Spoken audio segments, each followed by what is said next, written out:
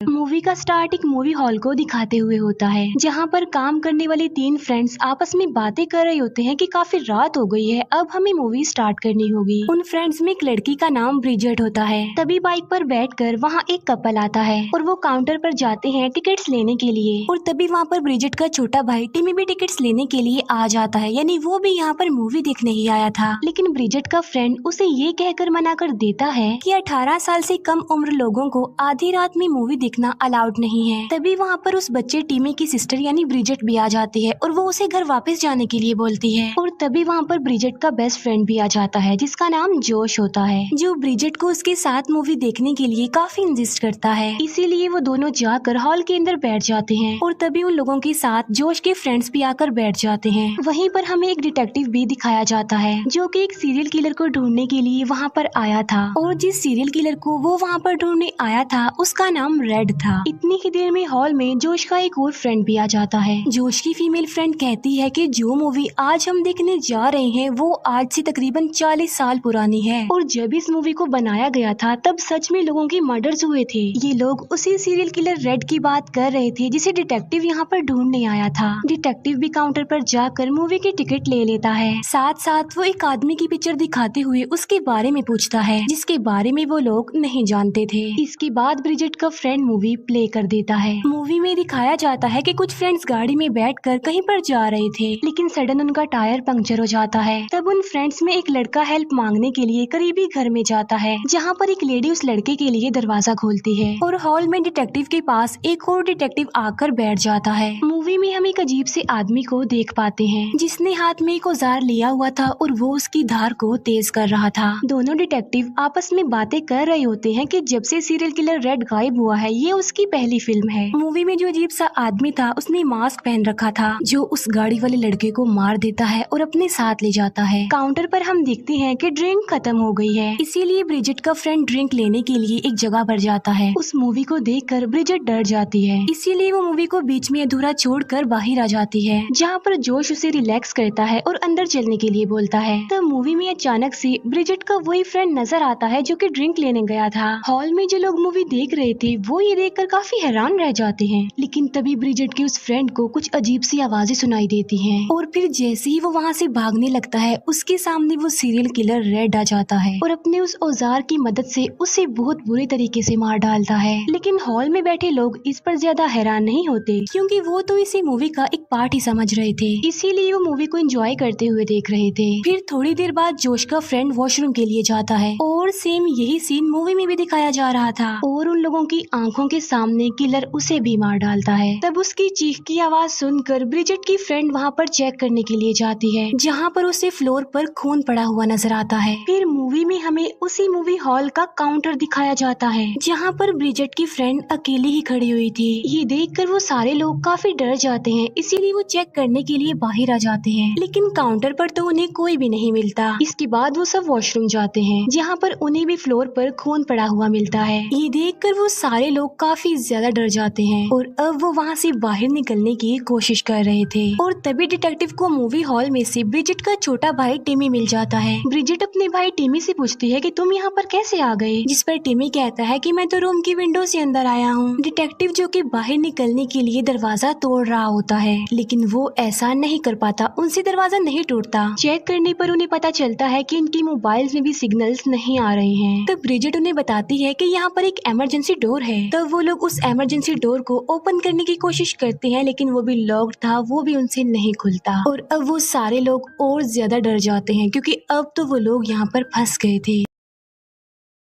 जहाँ पर डिटेक्टिव उन्हें समझाने की कोशिश करता है कि अगर हमने अपनी जान बचानी है तो हमें साथ में रहना होगा, और वो उन लोगों को 5 साल पहले होने वाले एक इंसिडेंट के बारे में भी बताता है कि एक मेंटल हॉस्पिटल में एक रेड नामी पेशेंट था, जो पिछले कई सालों से एक सीरियल किलर वाली मूवी ही देख रहा था, जहाँ वो इस सीरियल किलर वाली स्लैशर मूवी को देखकर अपना हाथ ही दांतों से काट लेता है। फिर वो अपने ही खून से फ्लोर पर कुछ लिखता है और वहाँ से गायब भी हो जाता है। और सुबह को उस हॉस्पिटल में सिवाय खून की और कुछ भी नजर नहीं आ रहा था। असल में रेड सीरियल किलर बन चुका था, जो कि एक साइको सीरियल किलर था, जिसने हॉस्पिटल के सारे लोगों को मार दिया और फिर वहाँ से भाग गया। फिर जब वो सारे लोग सीरियल किलर के बारे में बातें कर रहे होते हैं तब ब्रिजिट का भाई टिमी हॉल में चला जाता है, जिसे वो किलर देख लेता है, जो टिमी को मारता नहीं बल्कि उसको लाकर सब लोगों के सामने फेंक देता है और खुद भी सबके सामने आ जाता है। फिर दूसरा डिटेक्टिव उस किलर को समझाने की कोशिश करता है कि देखो तुम बिल्कुल रिलैक्स हो जाओ, हम सब कुछ ठीक कर देंगे।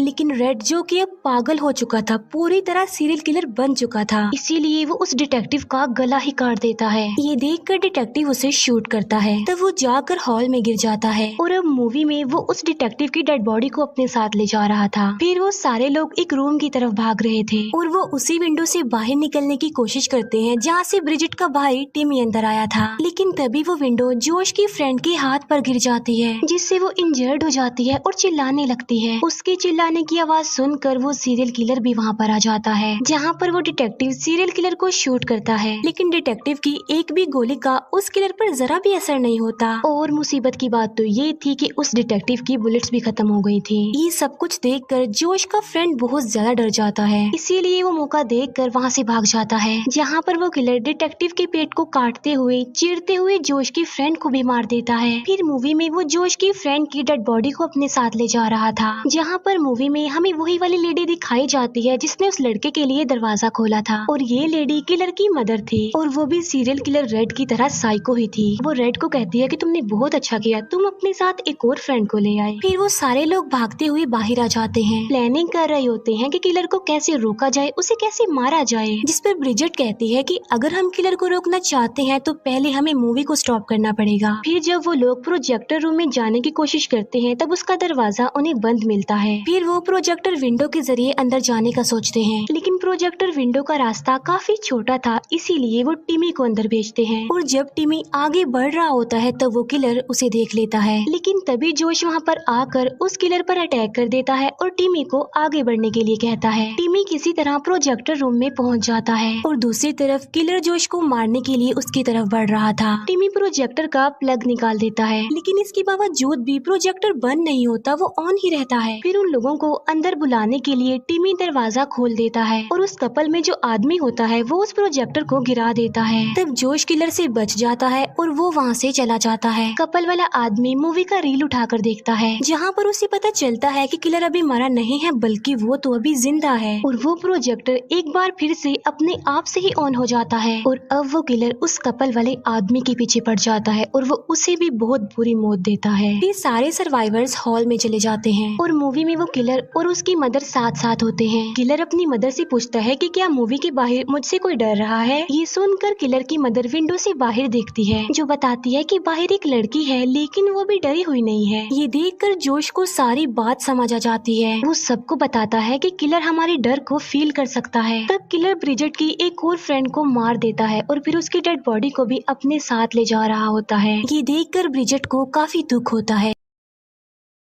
जोश का फ्रेंड तो ये देखकर डर जाता है और वो हॉल से बाहर चला जाता है। फिर किलर जब देखता है कि टिमी अकेला है तो वो उसका पीछा करता है, लेकिन तभी टिमी वहाँ से भाग जाता है और जोश के फ्रेंड से टकरा जाता है और अब किलर जोश के फ्रेंड को पकड़ लेता है, जहाँ पर वो किलर अपने उसी टूल को इलेक्ट्रिसिटी में लगा देता है, जहाँ पर उन दोनों को बहुत जोर से इलेक्ट्रिक शॉक लगते हैं, जिससे जोश का फ्रेंड बुरी तरह करंट लगने से जल कर मर जाता है। लेकिन किलर को इस करंट से कुछ भी नहीं होता। जोश को काफी गुस्सा आ जाता है और अब वो किलर को मारने के लिए जाता है, लेकिन तभी वो किलर वहाँ से गायब हो जाता है। इसीलिए जोश वापस रूम में आ जाता है और जो कुछ वो वहाँ पर देखता है उसे देखकर वो शॉक्ड रह जाता है, क्योंकि उस किलर ने ब्रिजिट को प्रिजनर बनाया हुआ था और वो बस उसे मारने ही वाला था। फिर वो किलर अपना टूल जोश की तरफ फेंकता है और उसकी आंख फोड़ देता है। ये देखकर ब्रिजिट बहुत ज्यादा डर जाती है। वो भागकर एक रूम में आ जाती है और खुद को वहाँ पर लॉक कर लेती है और जोश की ऐसी हालत देखकर काफी रोती है। और अब किलर टिमी के पीछे पड़ गया था, उसे हर जगह ढूंढ रहा था, लेकिन टिमी तो हॉल में छुपा हुआ था और इतनी ही देर में वहाँ पर ब्रिजिट भी आ जाती है, जो अपने भाई टिमी को समझाती है कि हमें डरना नहीं चाहिए क्योंकि हमारा डर ही हमारा वीक पॉइंट है, और अगर हम उस किलर से नहीं डरेंगे यानी हम अपने डर पर कंट्रोल रख लेंगे तो वो किलर हमारा कुछ भी नहीं बिगाड़ सकेगा। फिर वो दोनों सिबलिंग्स अपनी आंखें बंद करके वहीं हॉल में ही बैठ जाते हैं और अब मूवी में वो सारा हॉल नजर आता है, वो सिबलिंग्स भी नजर आते हैं, जहाँ पर किलर उन्हें देख लेता है और वहाँ पर आकर उन्हें डराने की काफी कोशिश करता है, लेकिन उन दोनों ने तो अब क्योंकि अपनी आंखें बंद की हुई थी इसीलिए वो नहीं डरते। ये देखकर वो किलर जैसे ही वहाँ से जाने लगता है, ब्रिजेट डर कर अपनी आंखें खोलती है। तब किलर को इस बारे में पता चलता है और वो ब्रिजेट को अपने साथ अपनी मूवी में ले जाता है। ब्रिजेट खुद को एक रूम में बंद पाती है जहाँ पर वो किलर अपने उस औजार की धार को तेज कर रहा था। फिर किसी तरह ब्रिजेट उस रूम से बाहर आ जाती है। वो देखती है कि एक रूम में बहुत सारे लोगों को कैद करके रखा गया है और वो सारे लोग इंजर्ड थे और कुछ तो उनमें मर भी चुके थे और ये सब कुछ उस किलर का ही काम था। वहीं पर ब्रिजेट को जोश भी दिखाई देता है जो कि अभी जिंदा था, इसीलिए वो उसके पास जाती है। लेकिन तभी उस किलर की मदर वहाँ पर आकर ब्रिजेट को बेहोश कर देती है। फिर ब्रिजेट को जब होश आती है तो वो खुद को बंधा हुआ पाती है। वो देखती है कि उसके साथ उसके भाई को भी बांधा गया है। तब किलर ब्रिजेट के पास आकर उसे पहले तो डराता है और फिर कहता है कि मैं तुम्हें इतनी आसान मौत नहीं देने वाला, मैं तो तुम्हें तड़पा तड़पा कर मारूंगा। ये कहकर वो उसके एक पैर के नेल्स उखेड़ने लग जाता है, जिससे वो दर्द की वजह से बहुत ज्यादा चिल्लाती है। तब एक एक करके किलर उसके पैर के सारे नेल्स उखेड़ देता है और फिर किलर जब उसके दूसरे पैर के नेल्स उखेड़ता है तब वो बिल्कुल भी नहीं डरती, बिल्कुल भी नहीं चिल्लाती, बल्कि वो इस पेन को भी बेयर करती है और अपने डर पर भी काबू रखती है। ये देखकर किलर को बहुत ज्यादा गुस्सा आता है कि ना तो ये मुझसे डर रही है और ना ही दर्द की वजह से चिल्ला रही है, इसीलिए किलर उसे नीचे फेंक देता है। इसी दौरान ब्रिजेट के हाथ में एक नोकदार चीज लग जाती है, इसीलिए वो मौके का फायदा उठाकर उस किलर को स्टैब कर देती है। फिर वो टिमी को लेकर वहाँ से बाहर आ जाती है, लेकिन उनके बाहर निकलने से पहले ही किलर की मदर ब्रिजेट को पकड़ लेती है और वो उसका गला दबाकर उसे मारने की कोशिश करती है। लेकिन तभी पीछे से टिमी उस लेडी पर अटैक करके उसे मार डालता है। फिर वो सिबलिंग्स घर से बाहर आकर भागने लगते हैं, लेकिन किलर ने तो अभी भी उनकी जान नहीं छोड़ी थी और वो उनके पीछे पड़ जाता है। भागते भागते टिमी का पैर फिसल जाता है और वो गिर जाता है।